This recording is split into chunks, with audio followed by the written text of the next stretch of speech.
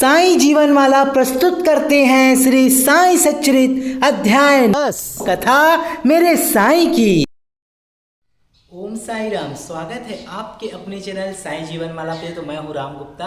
आज हम आपको श्री साईं बाबा के साईं सच्चरित का अध्याय 10 पढ़ के सुनाएंगे और साथ में साईनाथ महाराज को सुनाएंगे। हम सभी साईं सच्चरित का यह महाग्रंथ संसार में आई इस महामारी को दूर करने के लिए और सभी को इस कष्टों से मुक्त करने के लिए, सभी के घर पे, सभी के परिवार पे सुख शांति और समृद्धि आए, इन्हीं आशाओं के साथ शिरडी के साईनाथ महाराज को श्री साईं सच्चरित का अध्याय 10 और साईं महाग्रंथ का पाठ बाबा की द्वारका माई में साईं बाबा सेवा आश्रम करवी रोड कोटा, जिला बिलासपुर छत्तीसगढ़ में सुना रहे हैं। तो आप सभी से एक ही आग्रह, अगर आप सभी साईं सच्चरित के इस महाग्रंथ का वीडियो को शुरू करते हैं तो कृपया आखिरी तक देखें और कमेंट में ओम साई राम बोले और आप भी इस महाग्रंथ का पाठ अपने घर पे करें। तो चलिए शुरुआत करते हैं साईं सच्चरित के अध्याय 10।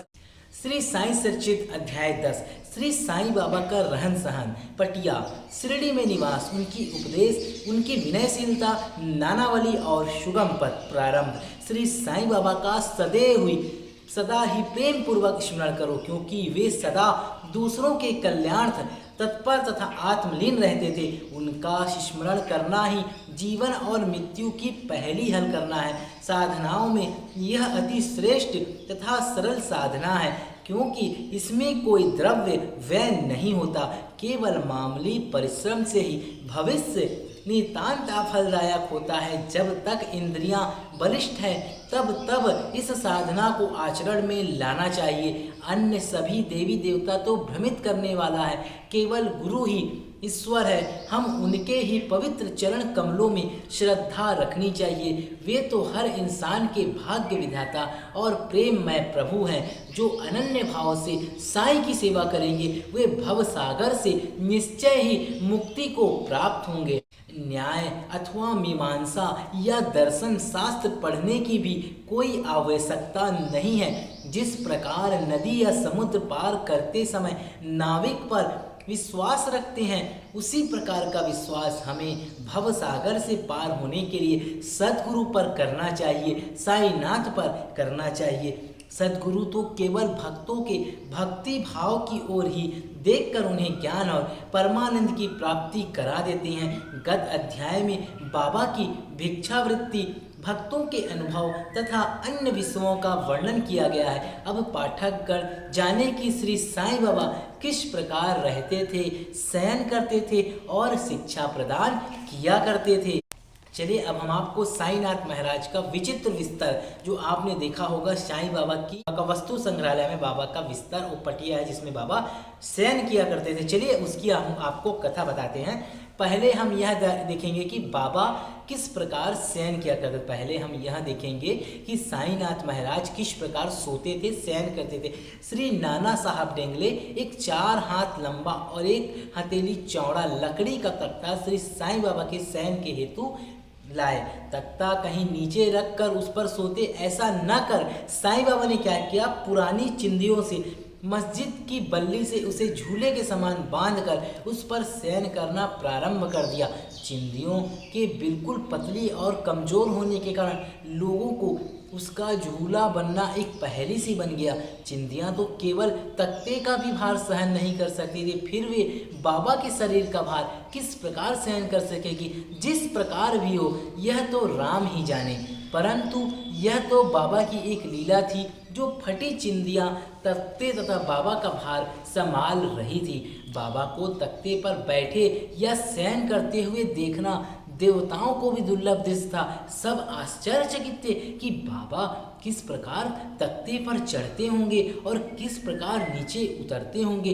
कौतूहलवश लोग इस रहस्य घटना के हेतु दृष्टि लगाए रहते थे, परंतु यह समझाने में कोई भी सफल ना हो सका और इस रहस्य को जानने के लिए भीड़ उत्तरोत्तर बढ़ने लगी। इस कारण बाबा ने एक दिन गुस्से में उस तख्ता को तोड़कर बाहर फेंक दिया। यद्यपि बाबा को अष्ट सिद्धियां प्राप्त थी, परंतु उन्होंने कभी भी उनका प्रयोग नहीं किया और ना कभी उनको ऐसी इच्छा ही हुई। वे तो स्वतः ही स्वाभाविक रूप से पूर्णता प्राप्त होने के कारण उनके पास आ गई थी। तो देखा आपने कैसे बाबा चिंदियों के सारे तख्ता द्वारका में लटकाकर सोया करते थे और वह उस घटना को देखने की भीड़ लगने लगी। तो एक दिन गुस्से में बाबा ने उस तख्ता को तोड़कर फेंक दिया, क्योंकि बाबा को अष्ट सिद्धियां प्राप्त थी। तो ऐसे थे साईनाथ महाराज के चमत्कार। तो चलिए ब्रह्मा का शगुन अवतार आगे की कथा हम आपको बताते हैं। बोलिए साईनाथ महाराज की जय। ब्राह दृष्टि से श्री साईं बाबा 3.5 हाथ लंबे एक सामान्य पुरुष थे, फिर भी प्रत्येक के हृदय में वे विराजमान थे। अंदर से वे आसक्ति रहित और स्थिर थे, परंतु बाहर से जन कल्याण के लिए सदैव चिंतित रहते थे। अंदर से वे संपूर्ण रूप से निस्वार्थी थे। भक्तों के निमित्त उनके हृदय में परम शांति विराजमान थी, परंतु बाहर से वे अशांत प्रतीत होते थे। वे भीतर से ब्राह ज्ञानी परंतु बाहर से संसार में उलझे हुए दिखलाई पड़ते थे। वे कभी प्रेम दृष्टि से देखते तो कभी पत्थर मारते, कभी गालियां देते और कभी हृदय से लगाते थे। वे गंभीर, शांत और सहनशील थे। वे सदा दृढ़ और आत्मलीन रहते थे और अपने भक्तों का सदैव उचित ध्यान रखते थे। वे सदा एक आसन पर, देख सकते हैं आप यहाँ विराजमान हैं, वे सदा एक आसन पर ही विराजमान रहते थे। वे कभी यात्रा को नहीं जाते थे। उनका दंड एक छोटी सी लकड़ी था जिसे वे सदैव अपने पास संभाल कर रखते थे। विचार शून्य होने के कारण वे शांत थे। उन्होंने कांचन और कीर्ति की कभी चिंता नहीं की तथा सदैव ही भिक्षावृत्ति द्वारा निर्वाह करते रहते थे। उनका जीवन ही इस प्रकार का था। अल्लाह मालिक सदैव उनके होठों पर रहता था। उनका भक्तों पर विशेष और अटूट प्रेम था। वे आत्मज्ञान की खान और परम दिव्य स्वरूप थे। श्री साईं बाबा का दिव्य स्वरूप इस तरह का था, एक अपरिमित अनंत सत्य और अपरिवर्तनशील सिद्धांत जिसके अंतर्गत यह सारा विश्व है, श्री साईं बाबा में अभिभूत हुआ था। यह अमूल्य निधि केवल सत्य गुण संपन्न और भाग्यशाली भक्तों को ही प्राप्त हुई, जिन्होंने श्री साईं बाबा को केवल मनुष्य या सामान्य पुरुष समझा या समझते हैं। वे यथार्थ में अभागे थे या हैं। श्री साईं बाबा के माता पिता तथा उनकी जन्म तिथि का ठीक ठाक पता किसी को भी नहीं था, तो भी उनके शिरडी में निवास के द्वारा इसका अनुमान लगाया जा सकता है। जब पहले पहल बाबा शिरडी में आए थे तो उस समय उनकी आयु केवल 16 वर्ष की थी। वे शिरडी में 3 वर्ष तक रहने के बाद फिर कुछ समय के लिए अंतर ध्यान हो गए। कुछ काल के उपरांत वे औरंगाबाद के समीप निजाम स्टेट में प्रकट हुए और चांद पाटिल की बारात के साथ पुनः शिरडी पधारे। उस समय उनकी आयु 20 वर्ष की थी और उन्होंने लगातार 60 वर्षों तक शिरडी में निवास किया और सन 1918 में 15 अक्टूबर 1918 को 2:15 पर शिरडी के साईं बाबा ने महासमाधि ली। और इन तथ्यों के आधार पर हम कह सकते हैं कि उनकी जन्म तिथि सन 1938 के लगभग रही होगी। तो आपने देखा कि साईं बाबा ने शिरडी में 20 वर्ष की उम्र में आए और उसके बाद चले गए। उसके बाद पुनः पधारे चांद पाटिल के भतीजे की बारात के साथ और वहीं पर महालसा पति ने उन्हें आओ साईं के नाम से संबोधित भी किया था। वहाँ से बाबा का नाम साईं बाबा पड़ा था और बाबा ने शिरडी में 60 वर्षों तक रहा। 60 वर्षों तक बाबा ने भक्तों का कल्याण किया। 60 वर्षों तक बाबा ने कई भक्तों की परेशानियों को दूर किया और उनके जीवन में सुख शांति और समृद्धि लाई। बाबा ने शिरडी में हैजा की महामारी को दूर किया और गेहूं पीसकर हैजा की महामारी की दवा बनाई और पूरे शिरडी को मुक्त किया। तो बाबा आपका सच्चरित हम आपको सुना रहे हैं। हम भी आपसे यही प्रार्थना करते हैं, बाबा कोई चमत्कार दिखाओ बाबा, इस महामारी से बाबा सभी को मुक्त करो बाबा, जो संसार में फैली हुई है बाबा, अपने चमत्कार दिखाओ बाबा, बाबा रहम करो बाबा, कृपा करो बाबा। तो यही प्रार्थना आप सभी भी करें और इस वीडियो को आखिरी तक देखिए।